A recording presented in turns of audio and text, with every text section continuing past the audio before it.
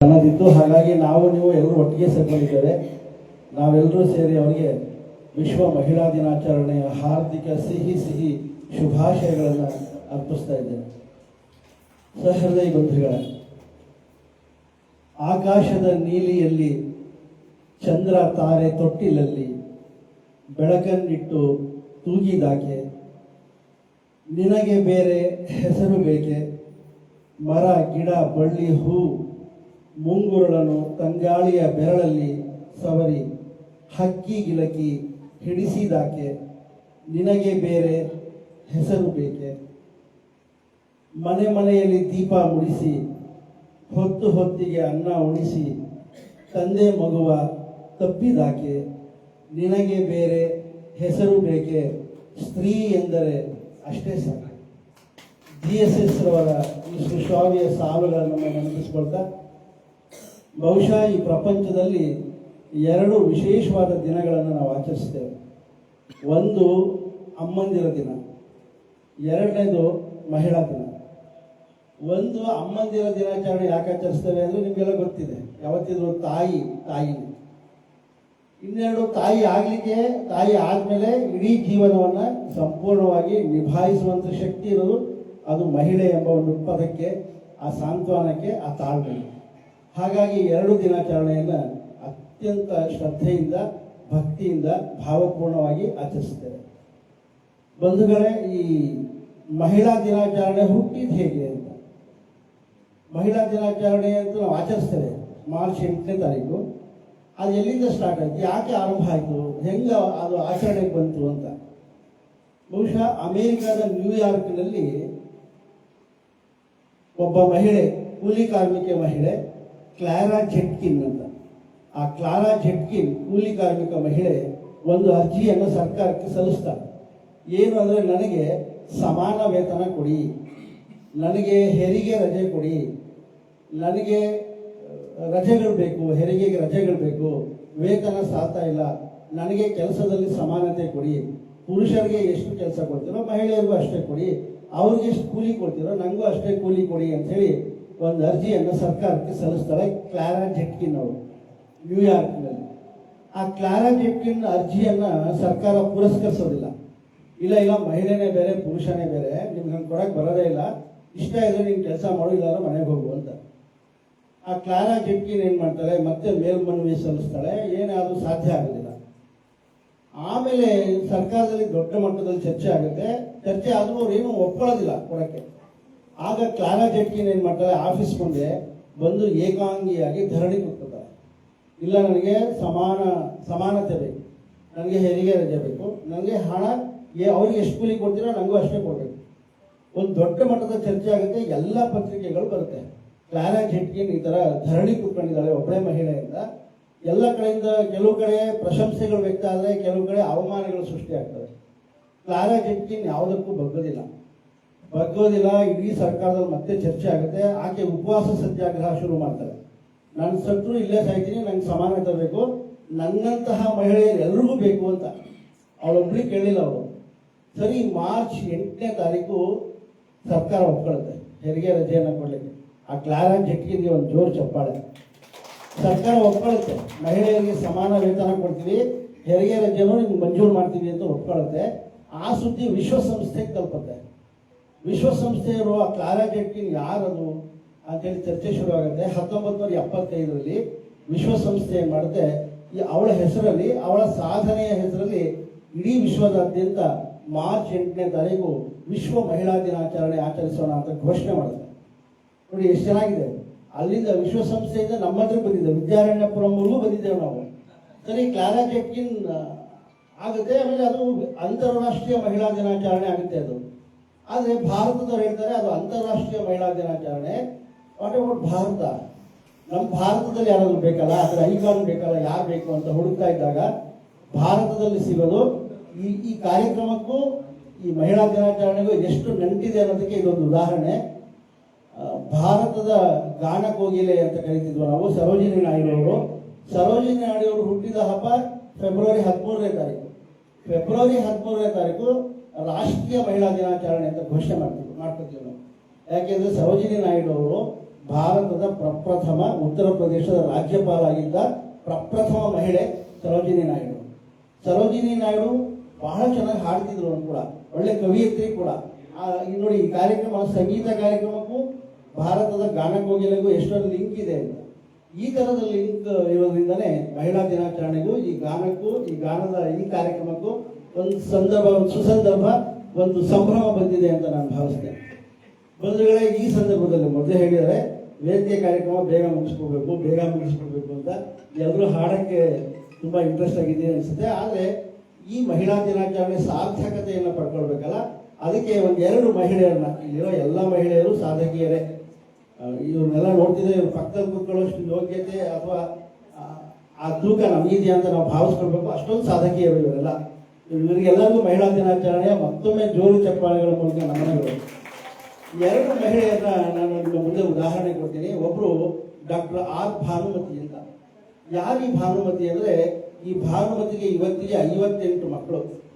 58 ಮಕ್ಕಳು ಎಲ್ಲಿದ್ದಾರೆ ಅವರು? ಕೇರಳದ ತ್ರಿಶೂರು ರಾಜ್ಯದಲ್ಲಿದ್ದಾರೆ. 58 ಮಕ್ಕಳು. ಡಾಕ್ಟರ್ ಆರ್ ಭಾನುಮತಿ ಅವರು ಪ್ರಾಣಿ ಜೀವಶಾಸ್ತ್ರದ ಪ್ರಾಧ್ಯಾಪಕರು, ಪ್ರೊಫೆಸರ್. ಅವ್ರಿಗೆ 58 ಜನ ಮಕ್ಕಳು. 58 ಜನ ಮಕ್ಕಳು ಬುದ್ಧಿಮಾಂದ್ಯರು. ಇದು ಹೇಗೆ ಅಂತ ನಿಮಗೆಲ್ಲ ಆಶ್ಚರ್ಯ ಆಗ್ಬೋದು. ಅವರು ದೊಡ್ಡ ಶ್ರೀಮಂತ ಕುಟುಂಬದಿಂದ ಬಂದಂಥವ್ರು. ಆರ್ ಭಾನುಮತಿ ಅವರು ದೊಡ್ಡ ಶ್ರೀಮಂತ ಕುಟುಂಬದಿಂದ ಬಂದು ಅವ್ರ ಮನೇಲಿ 8 ಜನ ಮಕ್ಕಳು. ಅವ್ರ ತಂದೆಗೆ 8 ಜನ ಮಕ್ಕಳಲ್ಲಿ 4 ಜನ ಮಕ್ಕಳು ಬುದ್ಧಿಮಾಂದ್ಯರು ಹುಡ್ತಾರೆ. ಬುದ್ಧಿಮಾಂದ್ಯರು ಹುಟ್ಟಿದಾಗ ಆ 8 ಜನ ಮಕ್ಕಳನ್ನ ನೋಡ್ಕೊಳ್ಳೋಷ್ಟರಲ್ಲಿ ಅವ್ರ ತಾಯಿ ಹೈರಾಣ ಹೋಗ್ತಾರೆ. ನಾವು ಏನ್ ತಪ್ಪು ಮಾಡಿದ್ವಿ ಅಂತ ದೇವರಲ್ಲಿ ಬೇಡ್ಕೊತಾರೆ, ಹರಕೆ ಹೊತ್ಕೊತಾರೆ. ಏನಾದ್ರೂ ಆಗಲ್ಲ. ಅಕ್ಕಪಕ್ಕದ ಮನೆಯವರು ಆಡ್ಕೋತಾರೆ, ಮನೇಲಿರೋರೆಲ್ಲ ಹುಚ್ಚರು ಅಂತ ಹಾಡ್ಕೋತಾರೆ. ಈ ಥರದ್ದೆಲ್ಲ ಅನುಭವಿಸ್ತಾರೆ ಆರ್ ಭಾನುಮತಿಯವರು. ಭಾನುಮತಿಯವರು ಅನುಭವಿಸಿದ್ಮೇಲೆ ಅವರು ಚೆನ್ನಾಗಿ ಓದಿ PhD ಎಲ್ಲ ತಗೋತಾರೆ. ಕಾಲೇಜ್ ಹೋಗ್ತಾ ಒಂದ್ಸರಿ ಅವ್ರ ಅಣ್ಣನಿಗೆ 40 ವರ್ಷ ವಯಸ್ಸಾಗಿರುತ್ತೆ. 40 ವರ್ಷ ವಯಸ್ಸಾಗಿರೋ ಅಣ್ಣನಿಗೆ ಗಂಟಲು ನೋವು ಬರುತ್ತೆ. ಬುದ್ಧಿಮಾಂದ್ಯ. ಡಾಕ್ಟರ್ ಅಂತ ಹೇಳ್ಕೊಳಕ್ಕಾಗಲ್ಲ, ನನಗೆ ಹಿಂಗೆಲ್ಲೋ ನೋಯ್ತಿದೆ ಅಂತ ಹೇಳ್ಕೊಳ್ಳೋಷ್ಟು ಬುದ್ಧಿಮಾಂದ್ಯ. ಸರಿ, ಇವರು ಹಾಸ್ಪಿಟಲ್ ಕರ್ಕೊಂಡು ಹೋಗ್ತಾರೆ. ಡಾಕ್ಟರ್ಗಳು ಯಾರು ಸರಿಯಾಗಿ ಚೆಕ್ ಮಾಡಲ್ಲ. ಚೆಕ್ ಮಾಡದೇ ಇರೋ ಕಾರಣಕ್ಕೆ ಆ ಬುದ್ಧಿಮಾಂದ್ಯ 40 ವರ್ಷದ ಅಣ್ಣ ಭಾನುಮತಿಯವ್ರ ತೊಡೆ ಮೇಲೆ ಪ್ರಾಣ ಬಿಟ್ಬಿಡ್ತಾರೆ.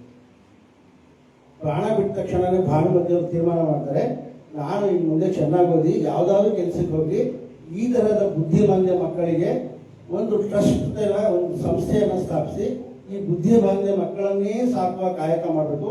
ಇವ್ರು ಯಾವತ್ತಿದ್ರು ನಾನು ಮುಕ್ತಿ ತೋರಿಸ್ಬೇಕು ಅಂತ ಹೇಳಿ ಒಂದು ನಿಶ್ಚಯ ಮಾಡ್ತಾರೆ. ಆದರೆ ಜೊತೆಲಿರೋರು ಮಾಡ್ಬೇಕಲ್ಲ. ಅವ್ರ ಮದುವೆ ಆಗುತ್ತೆ. ಅವ್ರ ಮದುವೆ ಆದ್ಮೇಲೆ ಆ ಗಂಡನಿಗೆ ಹೇಳ್ತಾರೆ, ನಾವು ಈ ತರ ಮಾಡೋಣ, ಅಣ್ಣ ಹೀಗೆ ಪ್ರಾಣ ಬಿಟ್ಬಿಟ್ಟ ಅಂತ.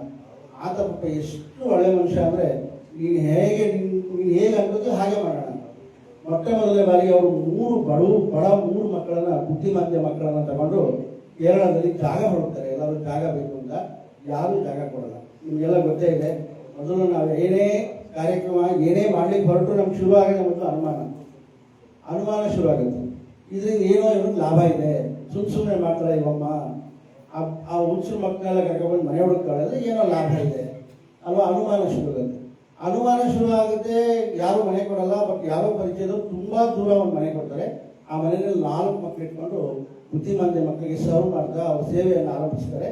ಅಮ್ಮ ಅಂತ ಒಂದು ಸಂಸ್ಥೆ ಓಪನ್ ಮಾಡ್ತಾರೆ, AMHA. ಅಮ್ಮ ಅಂದ್ರೆ ಅಸೋಸಿಯೇಷನ್ ಆಫ್ ಮೆಂಟಲಿ ಡಿಸೇಬಲ್ಡ್ ಮಕ್ಕಳ ಒಂದು ಅಡಲ್ಟ್ಸ್ ಅಂತ ಒಂದು ಸಂಸ್ಥೆಯನ್ನು ಓಪನ್ ಮಾಡ್ತಾರೆ. ಮೆಂಟಲಿ ಡಿಸೇಬಲ್ಡ್ ಮಕ್ಕಳು, ಬುದ್ಧಿಮಾಂದ್ಯ ಮಕ್ಕಳಿಗಾಗಿ ಅಮ್ಮ ಅಂತ ಸಂಸ್ಥೆ ಓಪನ್ ಮಾಡ್ತಾರೆ. 3 ಮಕ್ಕಳು ಇದ್ದಿದ್ದು 18 ಮಕ್ಕಳು ಆಗ್ತವೆ. 18 ಮಕ್ಕಳು ಆಗ್ತವೆ. ಬರೋ ಸಂಬಳ ಸಾಕಾಗಲ್ಲ. ಆಗ ಏನ್ ಮಾಡೋದು ಅಂತ ಹೇಳಿ ಅಕ್ಕಪಕ್ಕ ಅಕ್ಕಿ ಕೇಳ್ತಾರೆ. ಯಾವ್ದಾದ್ರು ಅಂಗಡಿಗಳಲ್ಲಿ ಸ್ವಲ್ಪ ಅಕ್ಕಿ ಕೊಡಿ ಮಕ್ಕಳಿಗೆ. ಕೊಡಲ್ಲ. ನಿಮ್ಗೆ ಏನೋ ಲಾಭ ಇದೆ ಅದಕ್ಕೆ ಮಾಡ್ತಿದ್ಯಾ, ಸುಮ್ಮನೆ ಹೋಗಮ್ಮ ಅಂತ. ಆಮೇಲೆ ಈ 18 ಮಕ್ಕಳನ್ನ ನೋಡಿ ಯಾರೋ ಈ ಥರ ನಮ್ಮ ಬನ್ನೂರು ನಾಗರಾಜು ಅಂತಾರೋ ನಮ್ಮ ಯೂಟ್ಯೂಬ್ ಚಾನಲ್ ಅಂತಾರೋ ನೋಡಿ ಅದನ್ನ ಒಂದು ಚಾನಲ್ನಲ್ಲಿ ಪ್ರಚಾರ ಪಡಿಸ್ತಾರೆ. ನೋಡಿ, ಡಾಕ್ಟರ್ ಆರ್ ಭಾನುಮತಿ ಅವರು 18 ಮಕ್ಕಳನ್ನ ಇಟ್ಕೊಂಡು ಈ ಥರದ್ದು ಒಳ್ಳೆ ಕೆಲಸ ಮಾಡ್ತಿದ್ದಾರೆ ಅಂತ. ಸರಿ, ಅದು ಯಾವಾಗ ಟಿವಿನಲ್ಲಿ ಈ ಥರ ಫೇಸ್ಬುಕ್ಕಲ್ಲಿ ಬರುತ್ತೋ ತತ್ಕ್ಷಣ ಯಾರೋ ಒಬ್ರು ದಾನ ಕೊಡ್ಲಿಕ್ಕೆ ಮುಂದಕ್ಕೆ ಬರ್ತಾರೆ. 14 ಲಕ್ಷ ರೂಪಾಯಿ ಅವ್ರ ದೇಣಿಗೆ ಕೊಡ್ತಾರೆ. ಅದರಲ್ಲಿ ಒಂದು ಮನೆ ಮಾಡ್ತಾರೆ. ಒಂದು ಸೈಟ್ ತಗೊಂಡು ಒಂದು ಮನೆ ಮಾಡಿ ಇವತ್ತಿಗೆ ಅಲ್ಲಿ 58 ಮಕ್ಕಳಿದ್ದಾವೆ. 58 ಮಕ್ಕಳು ಕೂಡ ಬುದ್ಧಿಮಾಂದ್ಯ ಮಕ್ಕಳು. ಅವರು ಆ ಮಕ್ಕಳು ನೋಡ್ಕೊಳ್ಳೋದಕ್ಕೋಸ್ಕರ ನಮಗೆ ಸ್ವಂತ ಮಕ್ಕಳೇ ಬೇಡ ಅಂತ ನಿರ್ಧಾರ ಮಾಡ್ತಾರೆ. ಆರ್ ಭಾನುಮತಿ ಅವರ ಒಂದು ಜೋರು ಚಪ್ಪಾಳೆಗಳು. 58 ಮಕ್ಕಳನ್ನು ನೋಡ್ಕೊಂಡಿದ್ದಾರೆ. ಅವ್ರನ್ನ ರಿಯಲ್ ಹೀರೋ ಅಂತ ಬಿರುದು ಕೊಟ್ಟಿದ್ದಾರೆ. 2 ಗಂಡ ಹೆಂಡತಿ ಅಲ್ಲಿ ಟ್ರಸ್ಟ್ ಮಾಡಿದ್ದಾರೆ. ಅವ್ರು ಸತ್ತ ಮೇಲೂ ಕೂಡ ಇದು ಮುಂದುವರಿಬೇಕು ಅಂತ. ನಾವು ಯಾವಾಗಲಾದ್ರೂ ಹೋದರೆ ತ್ರಿಶೂರ್ ಅನ್ನೋ ಊರಿನಲ್ಲಿ ಆ ಒಂದು ಅಮ್ಮ ಅಂತ ಸಂಸ್ಥೆ ಇದೆ. ಯಾವ್ದಾದ್ರು ಹೋಗಿ ನಾವು ನೋಡ್ಕೊಬರೋಣ.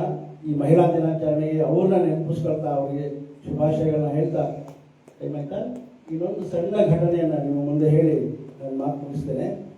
ಒಬ್ಬರು ಆರ್ ಅಂಬಿಕಾ ಅಂತ ನಿಮ್ಗೆ ಸಿಗ್ತಾರೆ, ನೀವು ಇದರಲ್ಲಿ ನೆಟ್ಟಲ್ಲಿ ಹೋಗಿ ನೋಡಿದ್ರೆ ಆರ್ ಅಂಬಿಕಾ ಅಂತ ಒಬ್ಬ ಮಹಿಳೆ. ಆಶ್ಚರ್ಯ ಆಗುತ್ತೆ. ಆಕೆ ಪೊಲೀಸ್ ಕಾನ್ಸ್ಟೇಬಲ್ನ ಮಗಳು, ಹೆಂಡತಿ, ಪೊಲೀಸ್ ಕಾನ್ಸ್ಟೇಬಲ್ ಹೆಂಡತಿ. 14 ವರ್ಷಕ್ಕೆ ಮದುವೆ ಆಗುವಂತೆ ಅಂಬಿಕಾಗೆ. 18 ವರ್ಷಕ್ಕೆ 2 ಮಕ್ಕಳು ತಾಯಿ. ಸರಿ, ಪೊಲೀಸ್ ಕಾನ್ಸ್ಟೇಬಲ್ಗೆ ದಿನ ಊಟ ತಗೊಂಡ್ಬರೋದು ಮಾಡ್ತಿರುತ್ತೆ. ಒಂದಿನ ಪೊಲೀಸ್ ಕಾನ್ಸ್ಟೇಬಲ್ಗೆ ಊಟ ತಗೊಂಡು ಹೋದಾಗ ತುಂಬ ಲೇಟ್ ಆಗುತ್ತೆ. ಅವ್ನು ಬಂದು ಊಟ ಇಸ್ಕೊಳ್ಳೋದು, ಪೊಲೀಸ್ ಕಾನ್ಸ್ಟೇಬಲ್ ಊಟ ಇಸ್ಕೊಳ್ಳೋದು ತುಂಬ ಲೇಟ್ ಆಗುತ್ತೆ. ಕಾಯ್ತಾ ಇರ್ತಾನೆ, ಬರಲೇ ಇರೋಲ್ಲ ಅಂತ ಅವ್ನು ಯಾರೋ ಶೆಡ್ಯೂಲ್ ಹೊಡಿತಿರ್ತಾನೆ, ಯಾರೋ ಆಫೀಸರ್ ಬಂದಿರ್ತಾರೆ. ಆಮೇಲೆ ಬಂದು ಇಸ್ಕೊತಾನೆ. ಅವ್ನು ಮನೆಗೆ ಬಂದು ಕೇಳ್ತೀನಿ, ಏನು ಅಷ್ಟು ಲೇಟ್ ಮಾಡಿದ್ಯಲ್ಲ ನೀವು ಊಟ ಇಸ್ಕೊಳ್ಳೋಕ್ಕೆ, ಇಲ್ಲೆಲ್ಲ ಮಕ್ಕಳು ಮನೇಲಿ ಇರ್ತಾರೆ, ನಿಮ್ಗೆ ಗೊತ್ತಾಗಲ್ವಾ? ಇಲ್ಲ, ನಮ್ಮ ದೊಡ್ಡ ಸಾಹೇಬರು ಬಂದಿದ್ರು, ಅವ್ರಿಗೆ ಶೆಡ್ಯೂಲ್ ಎಲ್ಲ ಹೊಡಿತಾ ಇದ್ದೆ ನಾನು ಅಂತ. ದೊಡ್ಡ ಸಾಹೇಬರು ಏನು ಓದಿರ್ತಾರೆ, ಹೆಂಗಾಗ್ತಾರೆ ಅವರು, ನೀನು ಯಾಕೆ ಆಗಲ್ಲ ಅಂತ. ಸುಮ್ಮನೆ ಅಡುಗೆ ಮಾಡೋ, ಅವ್ರು IPS ಓದಿರ್ತಾರೆ. ಇವಳು 8ನೇ ಕ್ಲಾಸ್ 9ನೇ ಕ್ಲಾಸ್ ಫೇಲ್ ಹುಡುಗಿ. ಸರಿ, ನಾವು ಹಂಗೆ ಆಗಕ್ಕಾಗಲ್ವಾ, ನೀನು ಹಂಗೆ ಆಗಕ್ಕಾಗಲ್ವ ಅಂತ ಕೇಳುತ್ತೆ ಆ ಹುಡುಗಿ ಆರ್ ಅಂಬಿಕಾ. ಏನಂತ ಅನ್ಕೊಂಡಿದ್ದೆ ನೀವು, IAS IPS ಪಾಸ್ ಮಾಡೋದು ಸುಲಭನಾ, ಸುಮ್ಮನೆ ಅಡುಗೆ ಮಾಡು ಅಂತ. ಅವಳು ಕನಸು ಶುರು ಆಗುತ್ತೆ, ನಾನು ಆ ಥರ ಶೆಲ್ಯೂಟ್ ಓಡಿಸ್ಕೋಬೇಕು, ನಾನು ಆಯ್ತು ನನ್ನ ಗಂಡನೋ. ಮಹಿಳೆಗೆ ಹಠ ಅನ್ನೋದು ಹೆಂಗಿರುತ್ತೆ ಅಂತ. ಯಾವಾಗಲೂ ಮಹಿಳೆಯರು ಹಾಗೆ ಹಠವಾದಿಗಳು ಅಂದಿದ್ದನ್ನ ಹಿಡಿದಿದ್ದನ್ನ ಕೆಲಸನ ಸಾಧಿಸ್ತಾರೆ ಅನ್ನೋದಕ್ಕೆ ಇದೊಂದು ಉದಾಹರಣೆ. ಸರಿ, ಅವ್ರಿಗೆ ಏನು ಮಾಡುತ್ತೆ, SSLC ಎಕ್ಸಾಮ್ ಕಟ್ಟುತ್ತೆ ಪ್ರೈವೇಟಲ್ಲಿ. SSLC ಪಾಸ್ ಆದ ತಕ್ಷಣ ಗಂಡನ ಬಂದು ಹೇಳ್ತಾರೆ, ನಾನು SSLC ಪಾಸ್ ಆದೆ. ಆಯ್ತಾಯ್ತು, ಅವ್ನು IPS ನಾವೆಲ್ಲ ಆಯ್ತಾಯ್ತು ಅಂತಾರೆ. ಸರಿ, ಸೆಕೆಂಡ್ PUC ಎಕ್ಸಾಮ್ ಕಟ್ಟುತ್ತೆ, ಮಕ್ಕಳು ನೋಡ್ಕೊಂಡು ಸೆಕೆಂಡ್ PUC ಎಕ್ಸಾಮ್ ಪಾಸ್ ಆಗುತ್ತೆ. ಹಾಗೆ ಬಂದು ಹೇಳ್ತಾರೆ, ನಾನು ಸೆಕೆಂಡ್ PUC ಎಕ್ಸಾಮ್ ಪಾಸ್ ಆದೆ ಅಂತ. ಆಯ್ತಾಯ್ತು, PUC ಪಾಸ್ ಆಗ್ಬಿಟ್ರೆ ಏನು IPS ಆಗುತ್ತೆಯಾ, ಸುಮ್ಮನೆ ಹೋಗಿ ಪಾತ್ರೆ ತೊಳೆ ಅಂತಾನೆ. ಸರಿ, ಅದಾಗುತ್ತೆ. ಡಿಗ್ರಿ 1ನೇ ವರ್ಷ ಪಾಸ್ ಆಗ್ತಾ ಬರ್ತಾರೆ ಕರೆಸ್ಪಾಂಡೆನ್ಸ್ ಕೋರ್ಸಲ್ಲಿ. 3 ವರ್ಷನೂ ಪಾಸ್ ಆಗುತ್ತೆ. 3 ವರ್ಷ ಪಾಸ್ ಆದಮೇಲೆ ಕನಸು ಸಿಕ್ಕಿರುತ್ತೆ, ನಾನು IPS ಮಾಡಬೇಕು. ಸರಿ, IPS ಮಾಡಬೇಕು ಅಂದ ತಕ್ಷಣ ಚೆನ್ನೈನಲ್ಲಿ ಒಂದು IPS ಕೋರ್ಸ್ ಮಾಡುವಂಥ ಇದಿದೆ, ಹಾಸ್ಟೆಲ್ನಲ್ಲಿ ಸೇರಿಸು ಅಂತ ತುಂಬ ಬೇಡ್ಕೊತಾಳೆ ಅವಳು. ಆಮೇಲೆ ಅವಳು ಆಯಿತು ಹೋಗಿ ಟ್ರೈ ಮಾಡುವಂತ ಬಿಡ್ತಾನೆ ಅವನು. ಆಕೆ 3 ಎಕ್ಸಾಮಲ್ಲಿ ಫೇಲ್ ಆಗ್ತಾಳೆ, 4ನೇ ಎಕ್ಸಾಮು ಫೇಲ್ ಆಗ್ತಾಳೆ, 5ನೇ ಎಕ್ಸಾಮಲ್ಲಿ ಪ್ರಿಲಿಮಿನರಿ ಪಾಸ್ ಆಗ್ತಾಳೆ, ಮತ್ತೆ ಫೈನಲ್ ಎಕ್ಸಾಮ್ ಫೇಲ್ ಆಗ್ತಾಳೆ. 6ನೇ ಎಕ್ಸಾಮಲ್ಲಿ ಅವ್ನು ಹೇಳ್ತಾನೆ, ಯಾವುದೇ ಕಾರಣಕ್ಕೂ ಆಗಲ್ಲ, ಬಿಟ್ಬಿಡು ಅಂತ. ಇದು ಕೊನೆ ಪ್ರಯತ್ನ, ನಾನು ಮಾಡೇ ಮಾಡ್ತೀನಿ ಅನ್ನತ್ತೆ ಅವ್ರಿಗೆ. ಸರಿ, ಕೊನೆ ಪ್ರಯತ್ನದಲ್ಲಿ ಪ್ರಿಲಿಮಿನರಿ ಪಾಸ್ ಆಗುತ್ತೆ, ಫೈನಲ್ಲೂ ಪಾಸ್ ಆಗುತ್ತೆ. ಇವತ್ತು ಮುಂಬೈನಲ್ಲಿ ಆರ್ ಅಂಬಿಕಾ ಅಂತ IPS ಆಫೀಸರ್ ಆಗಿ ಕೆಲಸ ಮಾಡ್ತಾ ಇದ್ದಾರೆ. ಒಂದು ಜೋರು ಚಪ್ಪಾಳೆ. ನೋಡಿ, ಮಹಿಳೆಯರು ಅಷ್ಟು ಸುಲಭವಾಗಿ ಯಾರು ಬಿಡಲ್ಲ ಅನ್ನೋದಕ್ಕೆ ಇದು ಉದಾಹರಣೆ. ಯಾವಾಗಲೂ ಒಂದು ಒಳ್ಳೆ ಮಾತಿದೆ ಸಂಸ್ಕೃತದಲ್ಲಿ, ಕಾರ್ಯೇಶು ದಾಸಿ, ಕರುಣೇಶು ಮಂತ್ರಿ, ರೂಪೇಶು ಲಕ್ಷ್ಮಿ, ಭೋಜ್ಯೇಶು ಮಾತಾ, ಕ್ಷಮಯಾ ಧರಿತ್ರಿ, ಶಯನೇಶು ರಬ್ಬ. ಸಂಸ್ಕೃತದ ಈ ಸಾಲುಗಳು ಎಷ್ಟು ಚಂದ ಅಲ್ವಾ. ಕಾರ್ಯೇಶು ದಾಸಿ, ಕೆಲಸ ಮಾಡುವಾಗ ಹೆಣ್ಣು ಯಾವಾಗಲೂ ದಾಸಿ ತರ ಕೆಲಸ ಮಾಡ್ತಾರೆ. ಕೆಲಸ ಕೆಟ್ಕೊಂಡ್ರೆ ಅದು ದಾಸಿನೇ. ಕರುಣೇಶು ಮಂತ್ರಿ, ಕರುಣೇಶು ಮಂತ್ರಿ ಅಂದ್ರೆ ಕರುಣೆ ತೋರಿಸೋದ್ರಲ್ಲಾಗಿ, ಗಂಡನಿಗೆ ಸಲಹೆಗಳನ್ನ ಕೊಡೋದಾಗಿ ಅವಳು ಮಂತ್ರಿ ತರ ಕೆಲಸ ಮಾಡ್ತಾಳೆ. ರೀ ಮಾವಳಿ ಎಲ್ಲರೂ ಅಂತಾರೆ, ಹೆಣ್ಣು ಅಬಲೆ ಅಂತ. ನಿಜವಾಗ್ಲೂ ಅಬಲೆ ಹೆಣ್ಣಲ್ಲ, ಗಂಡು. ಯಾಕೆ ಗೊತ್ತಾ ನಿಜವಾಗ್ಲೂ ಹೆಣ್ಣಲ್ಲ, ತಮಾಷೆಗಾಗಿ ಹೇಳ್ತೀನಿ ನಾನು. ಯಾಕೆ ಅಂದ್ರೆ ನೋಡಿ, ನೀವು ಚಿಕ್ಕ ಮಕ್ಕಳಿದ್ದಾಗ ತಮ್ಮ ಅಥವಾ ಅಣ್ಣ, ತಮ್ಮ ತಂಗಿ ಅಥವಾ ಅಣ್ಣ ತಮ್ಮ ಬೆಳೀತಾ ಇರಲಿ, ಸುಮ್ಮನೆ ತಮಾಷೆಗೆ ಹೇಳ್ತಿದ್ದೀನಿ. ನೋಡಿ, ಅಮ್ಮ ಏನ್ ಹೇಳ್ತಾರೆ, ನೀವು ಏನಾದ್ರು ಕೆಲಸ ಮಾಡಕ್ ಹೋದ್ರೆ ಗಂಡು ಮಕ್ಳು ಏನ್ ಹೇಳ್ತಾರೆ, ಅಮ್ಮ ಸುಂದರ ನಿಂಗೆ ಗೊತ್ತಾಗಲ್ಲ, ಅಕ್ಕ ಮಾಡ್ತಾಳೆ, ಸುಂದರ ನಿಂಗೆ ಗೊತ್ತಾಗಲ್ಲ, ಅವ್ರು ಮಾಡ್ತಾಳೆ ಅಂತ ಅವ್ರನ್ನ ಸುಮ್ಮನಿರ್ತಾರೆ. ದೊಡ್ಡವ್ರು ಆಗ್ತಾ ಆಗ್ತಾ ಆಗ್ತಾ ಆಗ್ತಾ ಅಮ್ಮ ಹೇಳ್ತಾರೆ, ಸುಂದರ ನಿಂಗೆ ಗೊತ್ತಾಗಲ್ಲ, ಅಕ್ಕ ಮಾಡ್ತಾಳೆ ಅಂತ. ಮದುವೆ ಆದ್ಮೇಲೆ ಯಜಮಾನ್ರಿಗೆ ಏನಂತಾರೆ ನೀವೆಲ್ಲ, ಸುಂದರಿ ನಿಮ್ಗೆ ಗೊತ್ತಾಗಲ್ಲ, ಹಂಗಲ್ಲ ಅದು ಮಾಡೋದು ಹೇಳ್ತೀರಾ ಇಲ್ವೋ? ಒಂದು ಸೀರೆ ತಗೊಂಡಿದ್ದೀನಿ, ನಿಮ್ಗೆ ಗೊತ್ತಾಗಲ್ಲ, ಸುಮ್ಮನೆ ಬರ್ರಿ, ನೀವು ಸುಮ್ಮನೆ ಯಾಕೆ ದುಡ್ಡು ವೇಸ್ಟ್ ಮಾಡ್ತೀರಾ, ಹೇಳ್ತೀರಾ ಇಲ್ವೋ? ಆಮೇಲೆ ದೊಡ್ಡವರಾದ್ಮೇಲೆ ಹೆಂಡತಿ ಬಂದ್ಮೇಲೆ ಹಂಗಾಯ್ತಾ, ಮಕ್ಕಳಾದ್ಮೇಲೆ ಅಪ್ಪ ನಿಂಗೆ ಗೊತ್ತಾಗಲ್ಲ ಸುಂದಿರೋ ಅಮ್ಮ ಹೇಳ್ತಾರೆ ಇಲ್ವೋ? ಅಪ್ಪ ನಿಂಗೆ ಗೊತ್ತಾಗಲ್ಲ ಸುಂದಿರೋ ಅಮ್ಮ ಹೇಳುತ್ತೆ, ಬಾರ ನಿಂಗೆ ಲೆಕ್ಕ ಹೇಳ್ಕೊಡ್ತೀನಿ, ಅಪ್ಪ ನಿಂಗೆ ಗೊತ್ತಿದೆ ಸುಂದಿರೋ ಅಮ್ಮ ಹೇಳ್ಕೊಡ್ತಾರೆ. 7, 3, 9 ಅಂತ ಹೇಳ್ಕೊಳ್ಳಿ, ಅಮ್ಮನೇ ಹೇಳ್ಕೊಡ್ಬೇಕು ಅಲ್ವಾ? ಅದಾದ್ಮೇಲೆ ಮತ್ತೆ ಮೊಮ್ಮಕ್ಕಾಗ್ತವ, ತಾತ ನಿಂಗೆ ಗೊತ್ತಾಗಲ್ಲ ಸುಂದರ ಅಜ್ಜಿ ಹೇಳ್ತಾರೆ ಇಲ್ವೋ?